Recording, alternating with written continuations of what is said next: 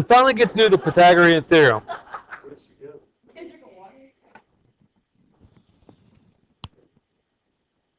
So we finally get to do the Pythagorean theorem.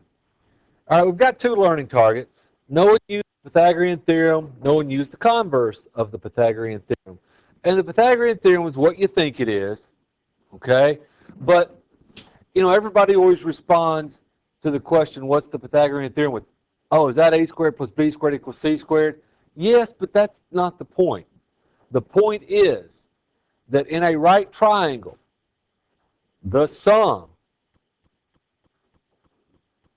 of the squares of the lengths of the legs is equal to the square of the length of the hypotenuse.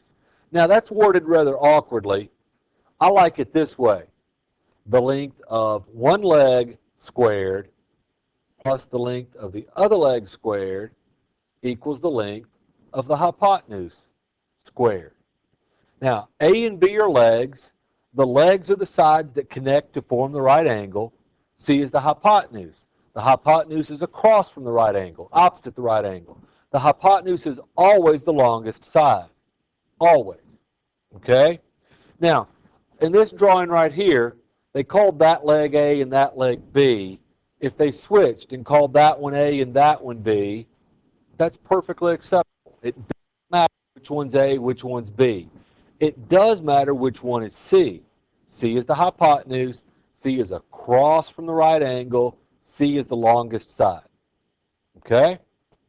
Now, they talk a little bit here about the Pythagorean theorem being one of the most famous theorems. And it really is. Not only do most people remember the conclusion of it, but they also remember the name. Pythagoras was a person.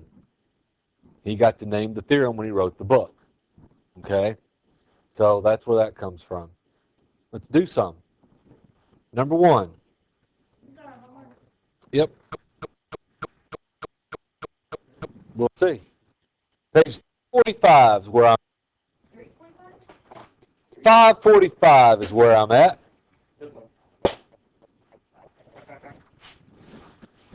Number one. Well, we can use the Pythagorean theorem here. Which side is the hypotenuse? The 13. So 5 and x are the legs. So the length of one leg squared plus the length of the other leg squared equals the length of the hypotenuse squared. Then we solve it for x. 5 squared is 25 plus x squared. 13 squared is 169, so that's what we get on the other side. Get the x squared by itself, so subtract 25 from both sides. 169 minus 25 is 144. Now, I won't write this step in on both sides from here on out. But what I do is I take the square root of both sides. And the reason I'm not going to write that in is because, look, I know what the square root of x squared is. You do too. The whole reason we took the square root of both sides is because the square root of x squared is x. Now, sometimes we'll be able to get an integer from the square root of whatever our number is. Sometimes we won't. In this case, we can. 144 is a perfect square. What's the square root of 144? It's 12. Now, 12 is actually called the principal square root because there's two square roots.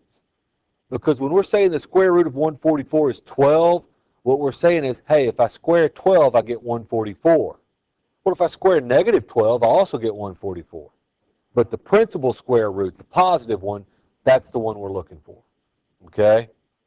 So x equals 12. We've done these. Do this one. Make sure you know which one of those is the hypotenuse, because the hypotenuse squared is by itself, whereas a squared plus b squared are on the same side.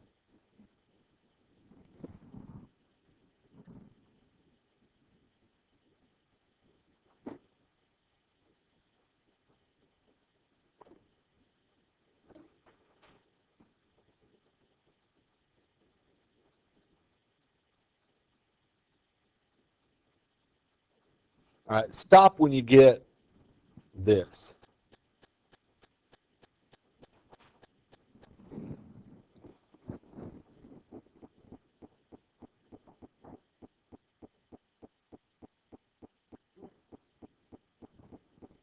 And can everybody get that? Everybody gets that far? All right. Now, that's not the answer that would be in the back of the book. Okay? They would put it in what's called simplest radical form, which is that. I don't really want to take the time right now to teach you how to get from the square root of 208 to 4 times the square root of 13. Okay? But beware that when you check, because 208 is not a perfect square. So I don't get an integer when I take its square root. So if it's a perfect square, then yeah, I expect you to take its square root and get an integer. Now, you don't have near as much experience with this as I do. I know that 208 is not a perfect square just because I know that. But if you don't know, well, go ahead and type it in your calculator. Okay, not an integer. Now, if you want to put 14.4 as approximately x, that's okay. But I actually prefer this.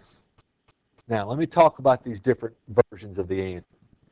First off, if you look in the back of the book and you see 4 times the square root of 13, you think, oh man, I really missed it. I got the square root of 208.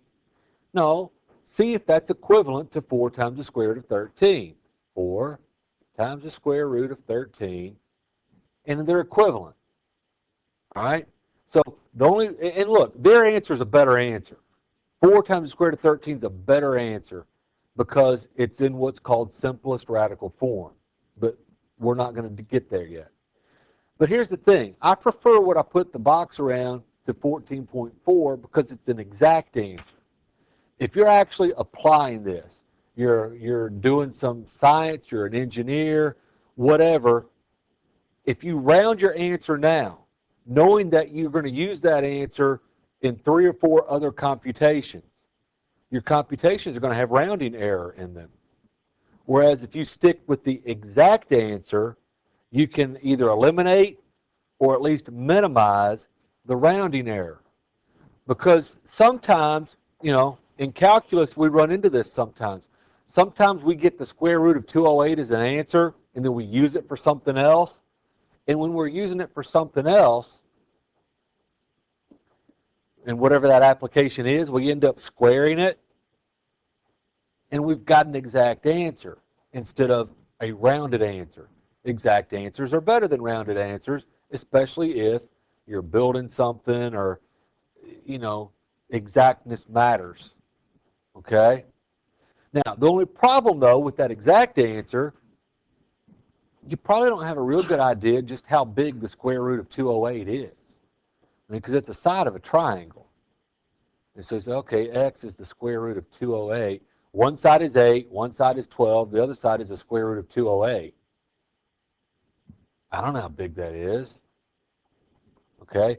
I could figure out it's between 14 and 15 somewhere.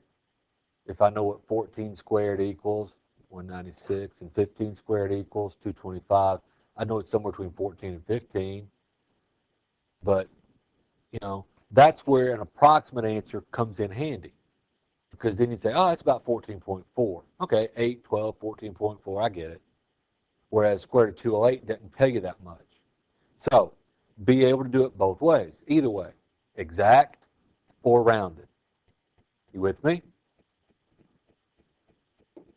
All right, do that one. Number 3.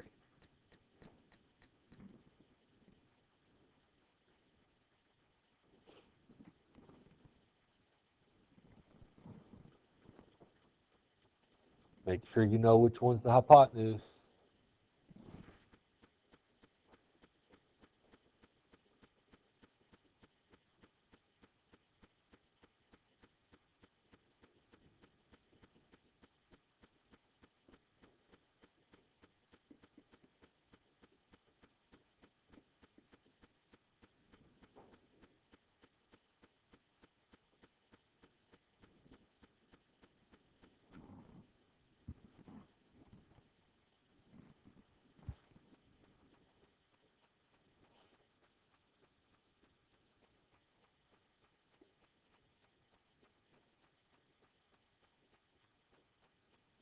Can we all get the square root of 240?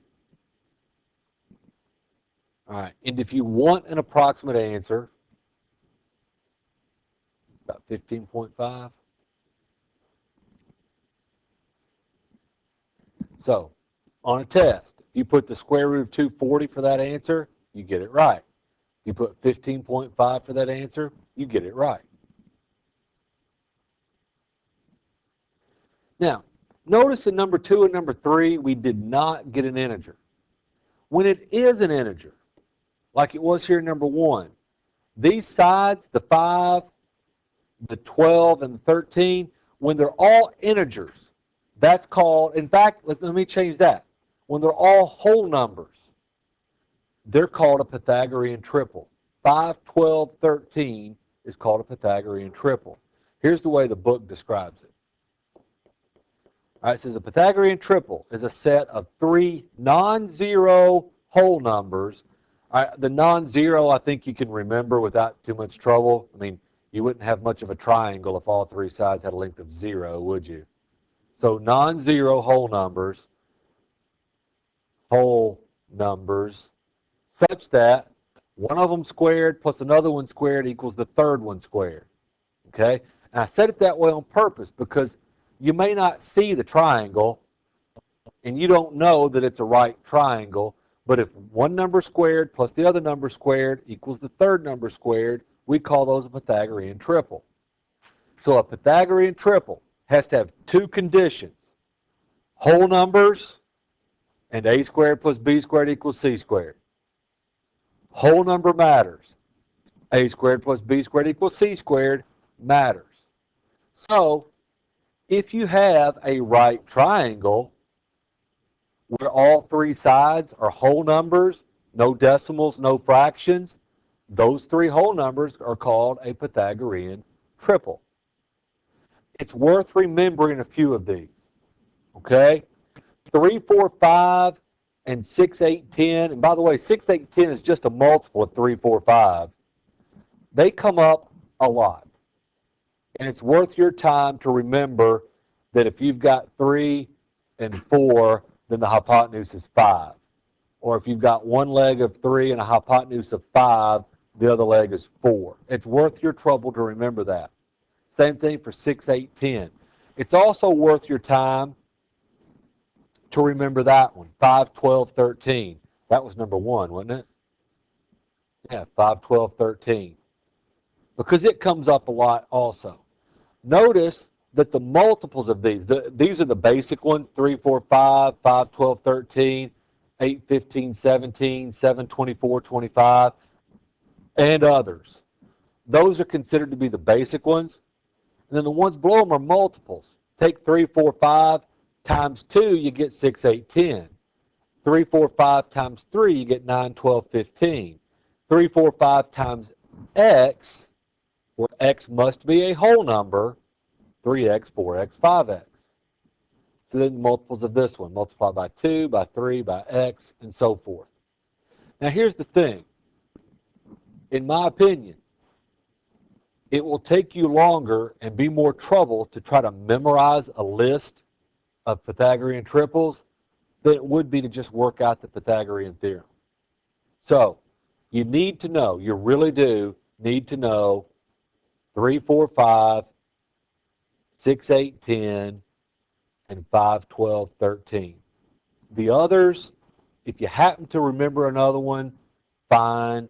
If not, then we'll just figure it out when we need it. Make sense? Common mistake. Every time you see 3 numbers where a squared plus b squared equals c squared, doesn't mean it's a Pythagorean triple, because they have to be whole numbers. All right? So evidently the people that wrote the book noticed students make that mistake as well. 2 things have to happen for 3 numbers to be a Pythagorean triple. A squared plus b squared has to equal c squared, and they must all be whole numbers. No fractions, no decimals. Now, number 4, back to our assignment on page 545, says to use a Pythagorean triple to find x. Well, I don't have this one memorized. Something 21, 35. I don't. So I look back here. Is it in our list anywhere? It's not. Well, are they just wrong? Is it just not a Pythagorean triple? What it is it's a multiple. It's either a multiple of that, that, that, or that. Okay, the 25 was the biggest one. So, and it's not 7, 24, 25. So it's not there. Is the first one? 3, 4, 5. Yeah. If I take the biggest one times 7, that's 35. Then that one times 7 is 21. So the missing side must be 4 times 7. 28. Okay? Hey, why do we have to know those to be able to do that? You don't. If the directions had not said use a Pythagorean triple, you know what I would have done?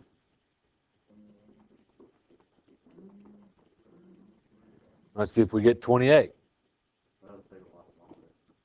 It depends. If I have to figure, here's the thing too.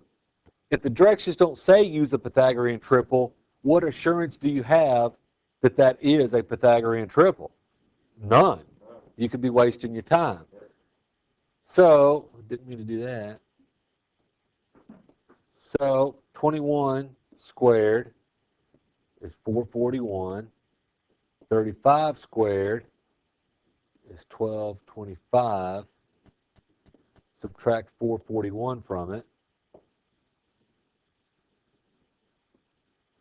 Take the square root of it. And sure enough, we get 28. If you happen to know it or happen to see the pattern, the 3, 4, 5 pattern. Now, got the calculator up here. I can do that in one step. I can do that whole problem in one step on my calculator. Here's how. I know how it's going to work. I know I'm going to figure out what 21 squared is and what 35 squared is. I know that I'm then going to subtract that from 1225, and then I'm going to take its square root. I know that's what I'm going to do. So I can type in the square root of 35 squared minus 21 squared.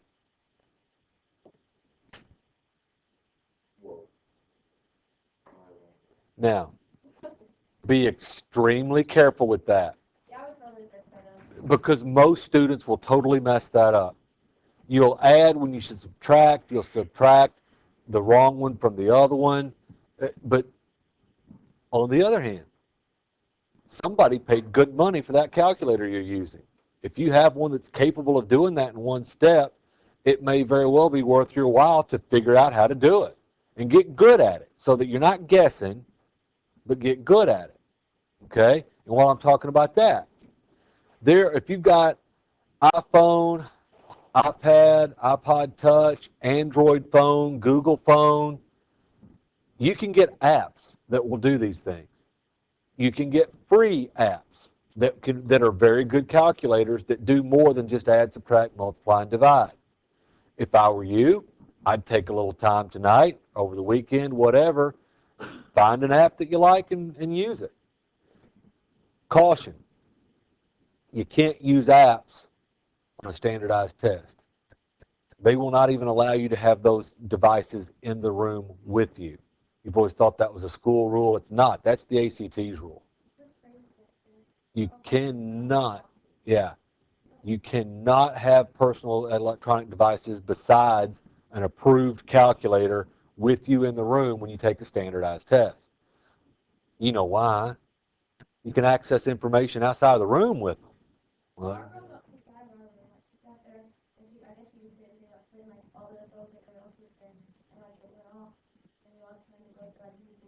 yeah. That's right. Because if they don't, then everybody in the room's score is invalidated.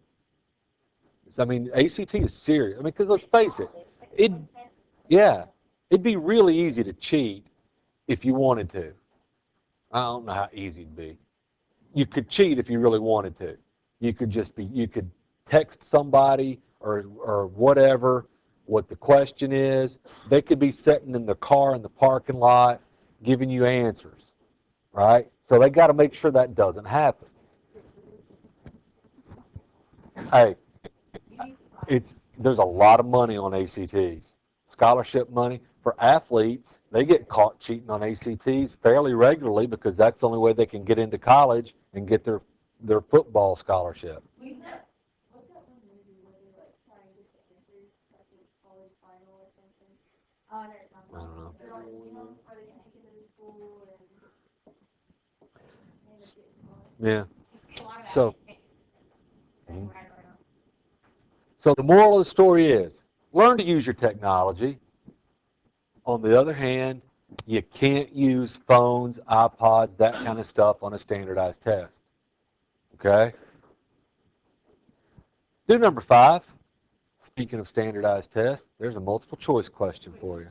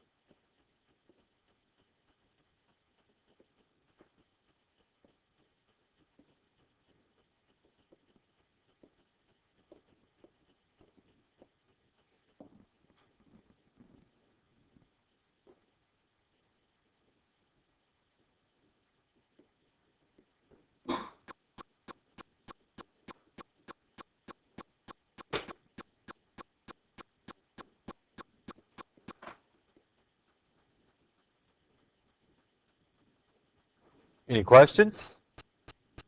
Did you work it the way I worked it?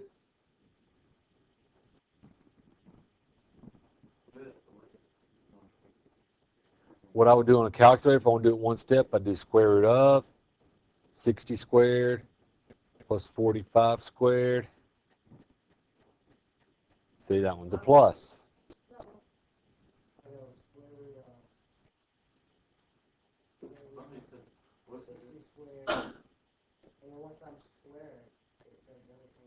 I didn't hit enter. I never hit enter until the last. So I do square root of 60 squared. Do not hit enter. Plus 45 squared. Okay.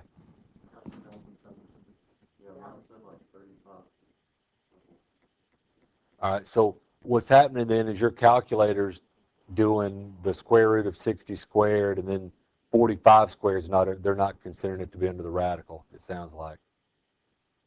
So you got to have the equation to start with. See it? And there it is. Yeah, it's worth your while to mess around with it and see if you can make it work.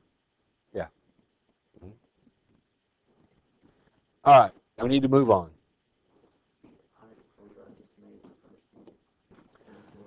The converse is true. If it's a right triangle, then a squared plus b squared equals c squared. If it turns out that a squared plus b squared equals c squared, that proves it's a right triangle. So in other words, the only time a squared plus b squared equals c squared is when it's a right triangle. Now, here's the thing. If I just give you 3 lengths, how do you determine which one is the c? How do you determine which one would be the hypotenuse? The longest one. The hypotenuse is always the longest side. So if you're given 3 lengths and you're asked to determine whether or not it's a right triangle, the longest one is the C. Always, always, always. Hypotenuse, always the longest side. So look, here's the way it works. If a squared plus b squared equals c squared, then it's a right triangle. But a squared plus b squared is not always going to equal c squared. So here's the next thing you need to know. If c squared is less than a squared plus b squared, It's an acute triangle. We know it's not right because they're not equal. So when it's an acute triangle, here's the memory device for remembering this. An acute angle is less than 90 degrees, right? If c squared is less than the other side, it's an acute triangle. So if it's equal, right triangle. If c squared is less than, it's an acute triangle. Bet you can't guess what happens if c squared is greater than. It's an obtuse triangle. So we can do a test to see what we can classify a triangle by using a squared plus b squared may or may not be equal to c squared. Yep. Let's try number 6. Now, since our little memory device, or at least my memory device, relies on the c squared being either less than or greater than the other side, I do the c squared on the left when I'm testing them. So which one needs to be c? The 39. So we're supposed to first determine whether each set of numbers can be the measures of the sides of a triangle. Remember how the two short sides have to have a sum greater than the third side? That one works, doesn't it? 15 plus 36 is greater than 39. If so, classify the triangle as acute, obtuse, or right. So 39 squared, do not put an equal sign yet. 15 squared plus 36 squared. I'm going to make a little table. Because I don't know if they're equal or not. I don't know. Then I'm going to use my calculator. All right, 39 squared is 1521. 15 squared plus 36 squared is also 1521. So they are equal. So that is a right triangle. With me? Mm-hmm. Number 7. The longest one. All right. Can I make a triangle out of those? Yeah, 16 plus 18 is greater than 26. Which one, if this is, which one's the hypotenuse? So let's see if 26 squared is equal to 16 squared plus 18 squared. One vote for obtuse. Another vote for obtuse.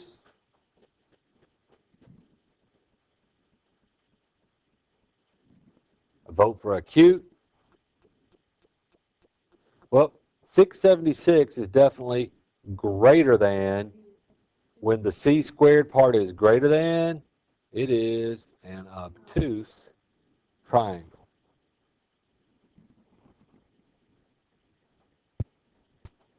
And do 8 by yourself.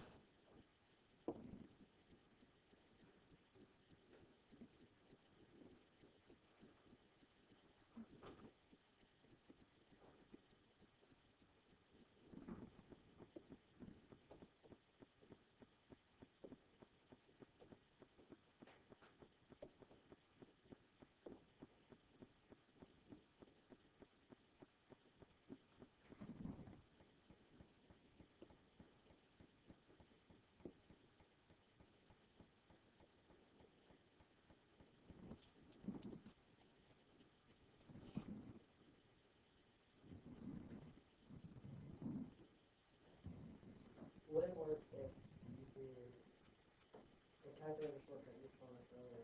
If I did the square root of 50 squared plus 20 squared, and it's 25, and what I got for that is greater than the longest time, therefore it's the cube one. I did that for the other one, it was less than, therefore it was a 2.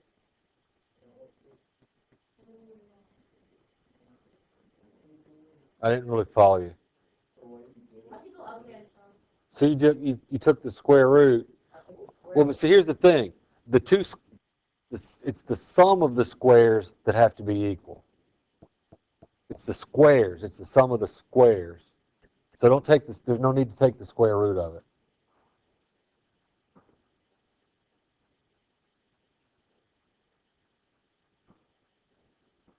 Well, I mean, all you got to see is whether or not a squared plus b squared equals c squared. You don't have to evaluate them. Okay? You know what I'm saying? Now, what you were doing, maybe it always works. I don't know. I didn't really follow you. All right? There's a couple more I want to work. Number 38. Find the perimeter and area of each figure. We haven't talked about area. We have perimeter, though. How do you find the perimeter of a figure? All right. I don't know the other side. So what am I going to do to know the other side? Pythagorean theorem. So, c squared equals, actually I like to write it this way when I do it this way.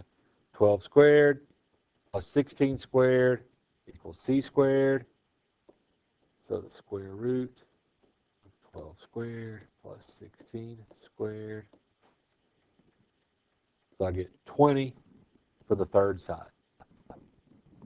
You with me?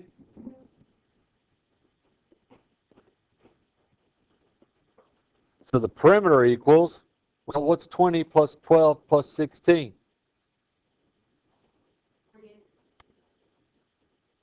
48. All right. Now, they didn't give us any units, but if these were measured in feet, it'd be, 48 feet. Okay? Now, it's been a while, but you know how to do area. What's the formula for the area of a triangle? 1/2 base times height. No matter what the figure is, the base is always one of the sides. The height is a segment that's perpendicular to it, connects a vertex to it, perpendicular to it. The altitude, the definition of altitude. From a vertex perpendicular to the base. Nice thing about a right triangle is one of the legs can be the base while the other leg is the height. So that's just 1/2 times 12 times 16. And you get 96. Now, again, they didn't give us any units, but if they had, if those measurements had been in feet, what would be the area? 96 what? Feet squared, square feet. All right, so I wanted to remind you how to find area. Let's take a look at 46. All we have to do here is find x. Okay. One leg squared plus the other leg squared equals the hypotenuse squared. Now, I know you know what 9 squared is, and I know you know that x squared stays x squared. What I'm not sure of is that you remember, because I know you know, that you remember what to do here. When I square x minus 3, I do not get x squared minus 9. You don't just simply square both terms. It doesn't work that way. Because what does it mean to square anything? Multiply it by itself. So that's x minus 3 times x minus 3. So you use the FOIL method that you did in algebra. You multiply x times x to get x squared, x times negative 3 to get negative 3x, negative 3 times x to get another negative 3x, and then negative 3 times negative 3 to get positive 9. So I get x squared minus 6x plus 9 when I'm through simplifying that. So plus x squared minus 6x plus 9. You with me? You won't forget to do it that way, will you? All right, let's keep simplifying the left. I can add the 81 and the 9.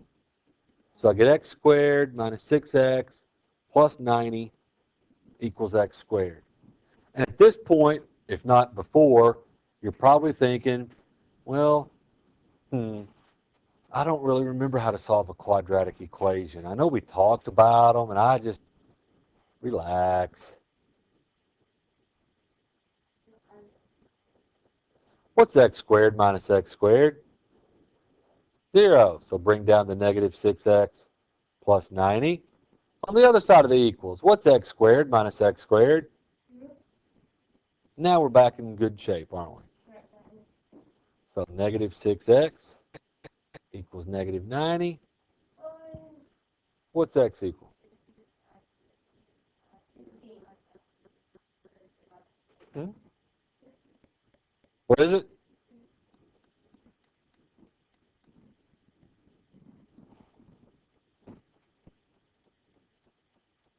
Questions?